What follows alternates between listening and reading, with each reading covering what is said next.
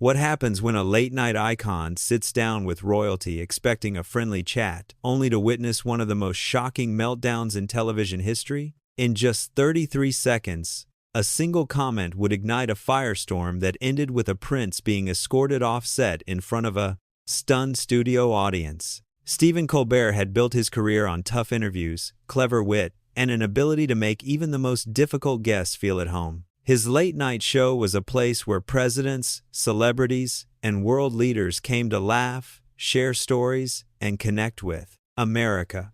So when Prince Harry walked onto the stage that evening, the audience erupted in applause.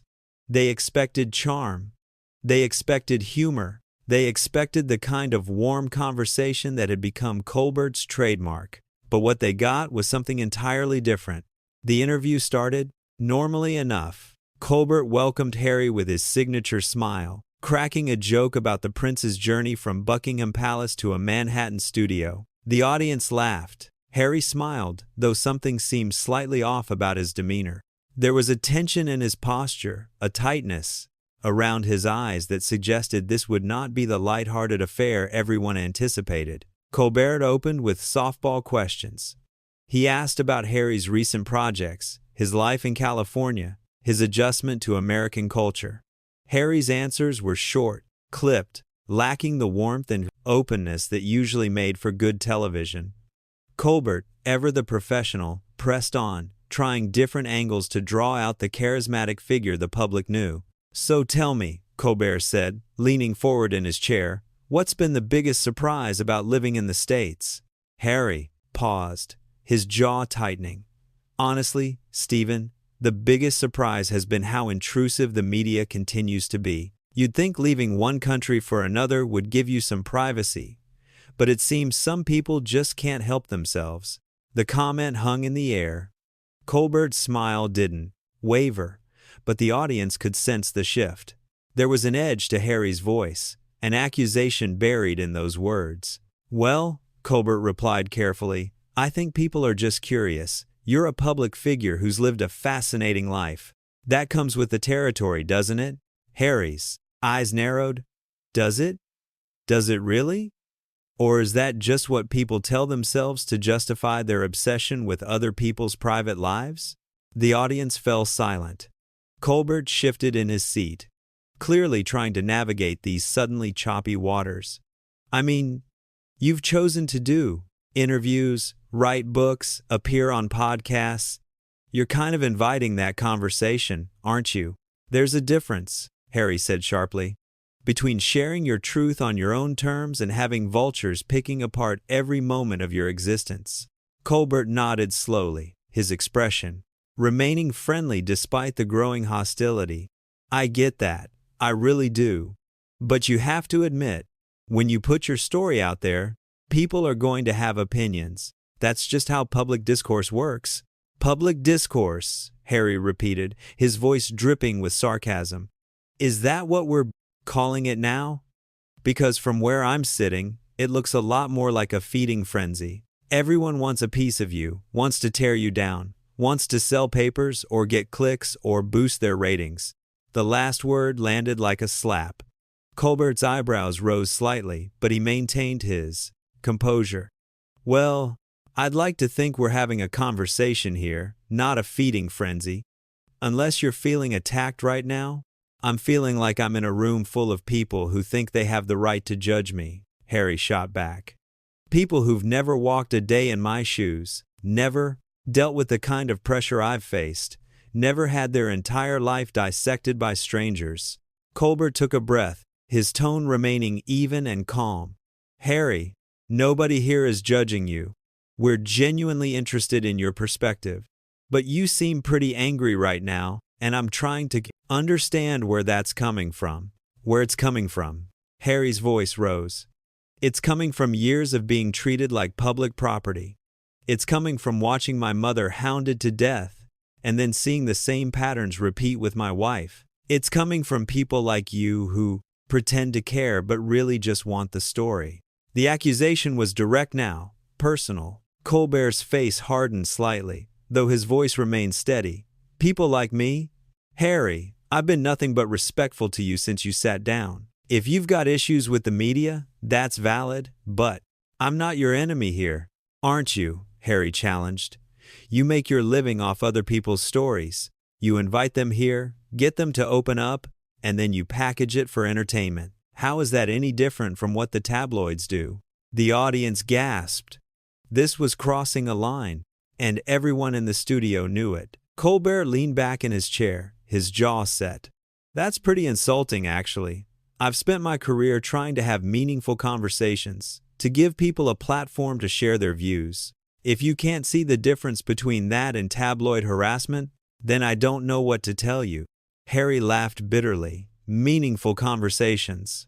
Right. Is that what you call it when you set people up with gotcha questions? When you twist their words for a punchline?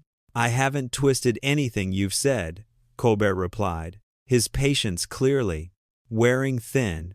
You came on this show voluntarily. You're the one who's been hostile from the moment you sat down. I've been trying to give you a fair platform, and you're treating me like I'm the villain in your story. Maybe you are, Harry snapped.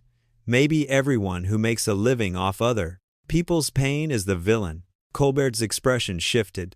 The friendly host was gone, replaced by someone who'd been pushed too far. Okay, that's enough. I've been incredibly patient with you, but you don't get to come on my show and insult me, my work, and my integrity.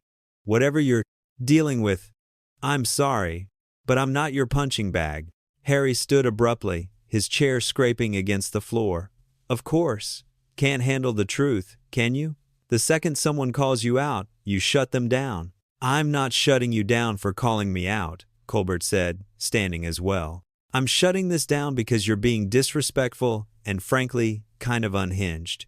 You came here looking for a fight, and I'm not going to give it to you. Unhinged. Harry's face flushed red. You have no idea what unhinged looks like. You sit here in your comfortable studio, making jokes about people's lives, and you think you're some kind of hero? You're just another parasite feeding off other people's suffering. The audience sat frozen, unable to believe what they were witnessing. Colbert's face was calm, but his eyes were steel. This interview is over. I think you should leave. Gladly, Harry spat. I never wanted to be here in the first place. This whole thing is beneath me. Beneath you? Colbert's voice carried a sharp edge now. You know what's beneath you? The way you're acting right now. I've interviewed world leaders, heroes, people who've overcome incredible adversity, and they've all managed to treat me and this show with basic respect. But you? You come here with this chip on your shoulder, looking down on everyone, acting like the world owes you something. Harry took a step toward Colbert, his hands clenched at his sides. You don't know anything about what I'm owed. You don't know what it's like to have everything taken from you. Everything taken from you? Colbert's incredulity was clear. You're a prince. You grew up in palaces. You have wealth and privilege most people can't even imagine. Yes, you've dealt with tragedy, and yes, the media has been cruel, but standing here acting like you're the only person who's ever suffered? That's not just tone deaf, it's offensive. How dare you? Harry said, his voice low and dangerous. How dare you minimize what I've been through? I'm not minimizing it, Colbert replied firmly. I'm putting it in perspective. And the perspective is that you're on national television throwing a tantrum because I asked you basic questions. That's not my fault. That's on you. Harry pointed a finger at Colbert, his hand shaking with rage. You think you're so smart, don't you? So clever with your little quips and your audience that laughs at everything you say. But you're just a puppet, Stephen. A corporate puppet dancing for ratings. Colbert's expression was ice cold now.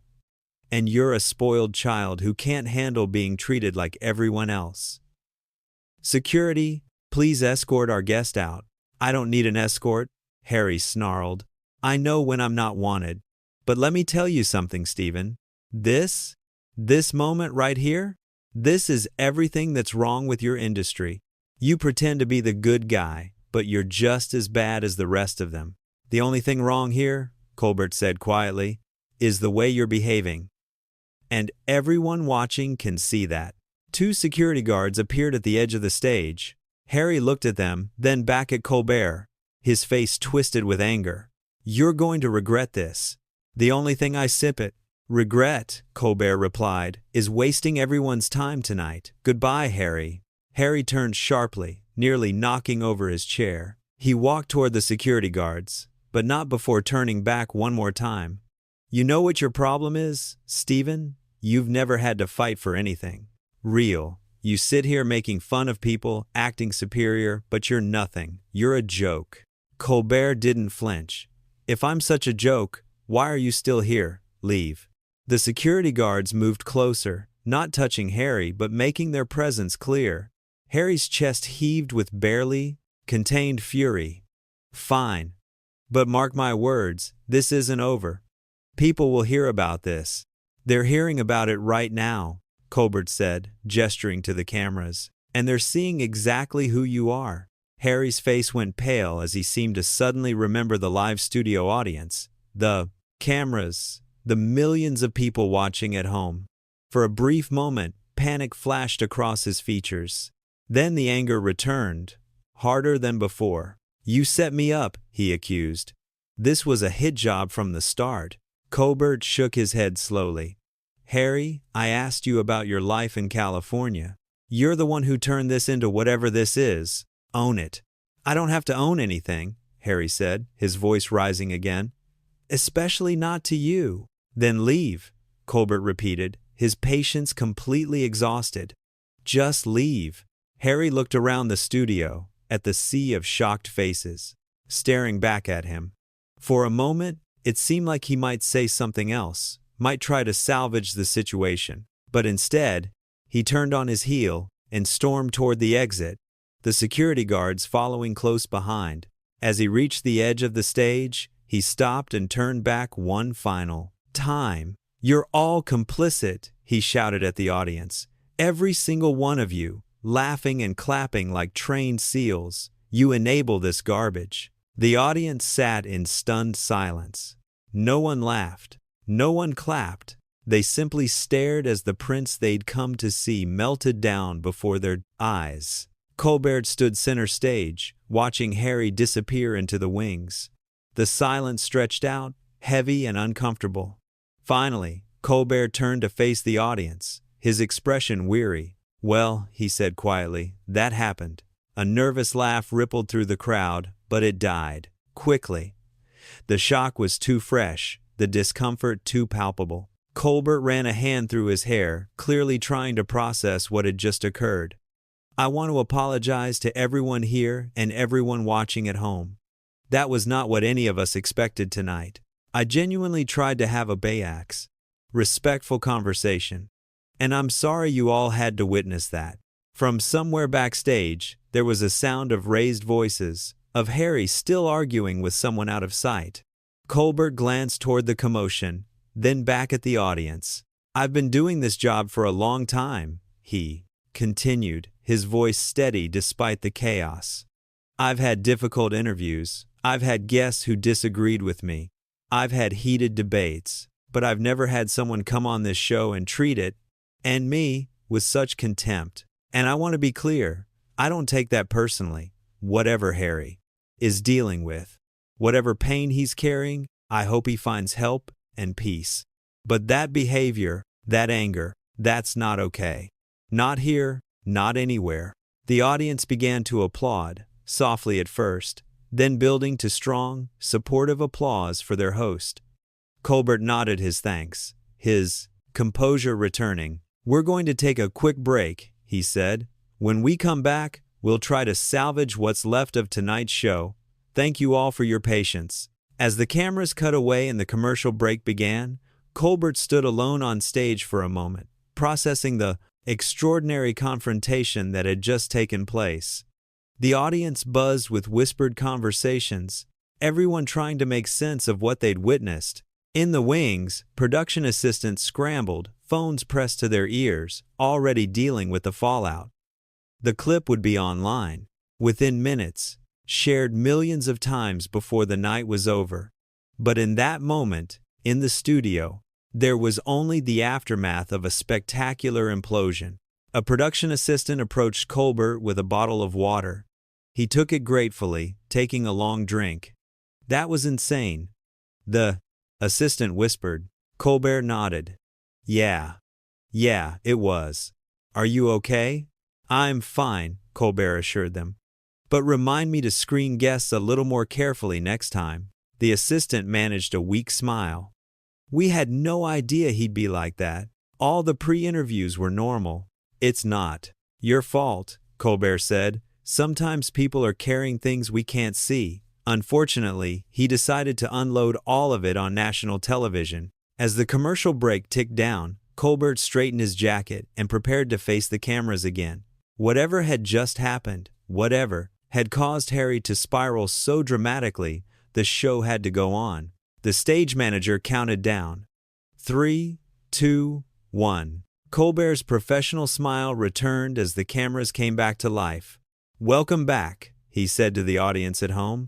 "As you just saw, we had an unexpected situation.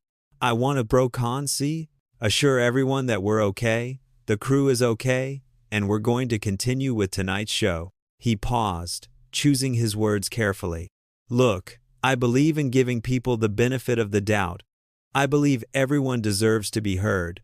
But I also believe in mutual respect, in basic decency, in treating people with kindness even when we disagree. What you witnessed wasn't a difference of opinion. It was someone who came here looking to vent their anger, and unfortunately, I became the target." The audience listened intently, hanging on every word. "I've built my career on honest conversations," Colbert continued. "Sometimes those conversations are tough. Sometimes we push back on each other. That's healthy, that's good television, that's democracy in action. But what just happened crossed a line. And I think everyone could see that. More applause, this time stronger, more emphatic." The audience was firmly on Colbert's side. "So, we're going to move forward," he said, his tone lightening slightly. "We've got a great show still ahead. But first, I just want to say to everyone here and watching at home, thank you for your support. Thank you for understanding that sometimes, despite our best efforts, things go sideways. And thank you for sticking with us." The audience gave him a standing ovation. Colbert smiled, genuinely moved by the response, and gestured for them to sit back down. "Okay," he said, clapping his hands together. "Let's do some comedy, shall we? We've had enough drama for one night." The show continued, though the energy was different. Every joke landed a little softer. Every segment felt slightly off-kilter. The shadow of what had happened lingered over everything, impossible to ignore completely. But Colbert soldiered on, professional to the end, delivering his monologue, conducting his remaining interviews, playing games with his other guests. By the time the show ended, he'd managed to restore some sense of normalcy, though everyone knew this episode would be remembered for one thing only. As the final credits rolled and the audience filed out, they talked excitedly among themselves, already crafting their own versions of the story they'd witnessed. Some defended Harry, suggesting Colbert had been too harsh. Most sided with the host, shocked by the prince's aggressive behavior. In his dressing room, afterward, Colbert sat quietly, still processing the evening. His producers came by, offering support, discussing how to handle the inevitable media firestorm. Phone calls were made, statements were drafted, lawyers were consulted, but through it all, Colbert remained calm, centered, clear about what had happened. He'd done nothing wrong. He'd asked fair questions, maintained his professionalism, and set appropriate boundaries when a guest became abusive. History would judge the encounter, but he was confident in how he'd handled it. The next morning, the internet exploded. The clip had gone viral, watched by tens of millions. Think pieces were written, hot takes were fired off, commentators on every network weighed in. Some criticized Colbert for being too confrontational. Most praised him for standing his ground against entitled behavior. Harry's team released a statement, calling the incident a misunderstanding, claiming he'd been provoked. But the video spoke for itself. Viewers could see who'd been aggressive, who'd been insulting, who'd crossed lines that should never be crossed. The incident became a cultural touchstone, referenced in comedy sketches, debated in living rooms, analyzed in journalism schools. It was a perfect storm of celebrity, conflict, and caught-on-camera drama. For Colbert, it reinforced something he'd always known but sometimes forgot in the bubble of late-night television. Not every interview would go smoothly. Not every guest would be grateful for the platform. And sometimes, despite your best intentions, you'd find yourself face to face with someone determined to make you the villain in their story. But he'd handled it with grace, with dignity, with the kind of integrity that had made him a trusted voice for millions. He'd set boundaries, defended himself without being cruel, and never stooped to Harry's level. In the days that followed, the support for Colbert was overwhelming. Fellow hosts reached out, sharing their own difficult interview stories. Fans sent messages of encouragement. Even some of Harry's critics praised Colbert for maintaining his composure under such bizarre circumstances. The incident faded eventually, as all scandals do, replaced by the next controversy, the next viral moment. But those who'd been in the studio that night never forgot. They'd witnessed something extraordinary, something that revealed character in the most unexpected way. They'd seen a host remain professional in the face of hostility. They'd seen a guest self-destruct on live television. And they'd seen firsthand that sometimes, no matter how famous you are, how much sympathy you've earned, how compelling your story might be, behavior matters, respect matters, and treating people with basic human decency matters most of all. The interview that was supposed to be a friendly chat had instead become a masterclass in what not to do, a cautionary tale about letting anger consume you, about blaming others for your pain, about burning bridges in the most public way possible. And through it all, Stephen Colbert had done exactly what he'd always done. He'd shown up, done his job, treated everyone with respect, and when that respect wasn't returned, he'd stood his ground. Not with cruelty, not with revenge, but with simple, clear boundaries. That was the real story. Not the meltdown itself, but the response to it. The way Colbert had handled an impossible situation with class and professionalism. The way he'd refused to engage in a mudslinging match, even when provoked. The way he'd protected his show, his audience, and his own dignity. In the end, character reveals itself in moments of crisis. And on that extraordinary night, in front of millions of witnesses, two very different kinds of character were on full display. One that lashed out, blamed others, and refused accountability. And one that remained steady, fair, and fundamentally decent even under attack. The audience had seen both, and they'd made their choice about which one deserved their respect, their support, their trust. The verdict was clear, delivered not by critics or commentators, but by ordinary people who recognized integrity when they saw it. And that, more than the viral clip or the headlines or the endless analysis, was what mattered. In a world that often rewards the loudest voice, the most outrageous behavior, the biggest spectacle, sometimes quiet dignity still wins. Sometimes standing firm in your principles still matters. Sometimes being the good guy still counts for something. Colbert had been the good guy that night. Everyone could see it. And no amount of spin, no carefully crafted statements, no attempts to rewrite history could change what millions had witnessed with their own eyes. The truth was simple. One man had come looking for a fight. Another had tried to have a conversation. And when things fell apart, only one of them had maintained their composure, their professionalism, their basic human decency. The cameras had captured it all. The audience had seen it unfold. And the verdict, delivered swiftly and decisively by public opinion, was unanimous. Stephen Colbert had handled an impossible situation about as well as anyone could. And Prince Harry had revealed something about himself that no amount of backtracking could erase.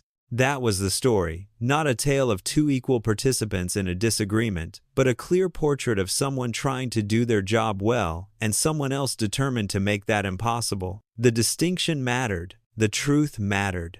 And on that unforgettable night, in front of the world, the truth had been impossible to miss.